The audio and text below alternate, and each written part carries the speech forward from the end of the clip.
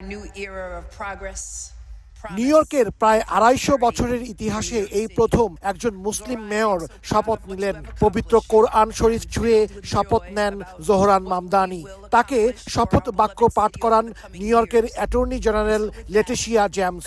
তীব্র শীতের মধ্যে স্থানীয় সময় বৃহস্পতিবার নতুন বছরের প্রথম প্রহরে এই শপথ অনুষ্ঠান হয়। স্থান হিসেবে বেছে নেওয়া হয় একটি পরিত্যক্ত সাবওয়ে স্টেশন। নিউ ইয়র্কের ট্রেন ব্যবস্থা দীর্ঘদিন ধরে সময় ও সংযোগের প্রতীক। ধারণা করা হয় এই স্টেশনটি যুক্তরাষ্ট্রের গিল্ডেড এজ বা সমৃদ্ধির যুগে নির্মিত হয়েছিল। শপথ নিয়ে নিউ ইয়র্কের ১১১তম মেয়র হিসেবে দায়িত্ব নেন ৩৪ বছর বয়সী জোহরান মামদানি।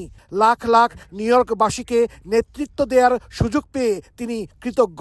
মামদানি জানান, পরিত্যক্ত সাবওয়ে স্টেশনটি ইচ্ছাকৃতভাবেই বেছে নেওয়া হয়েছে। তার মতে এই জায়গা একটি নতুন যুগের সম্ভাবনার প্রতীক। এটি এমন এক সময়ের স্মৃতি বহন করে যখন শহরটি নতুন করে সুন্দর হওয়ার সাহস দেখিয়েছিল এবং শ্রমজীবী মানুষের জীবন বদলাতে ভূমিকা রেখেছিল।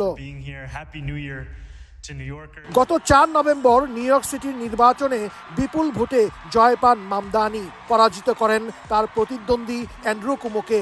এর মাধ্যমে ১০০ বছরের মধ্যে সবচেয়ে কম বয়সী মেয়র নির্বাচিত হন তিনি।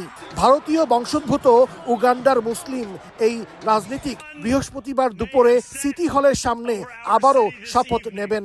সেখানে তাকে শপথ পাঠ করাবেন ভারমন্টের সেনেটর বার্নি স্যান্ডার্স। শপথ শেষে নিউ ইয়র্কের সাধারণ মানুষের জন্য ব্রডওয়েতে একটি বড় উৎসবের আয়োজন করা হয়েছে।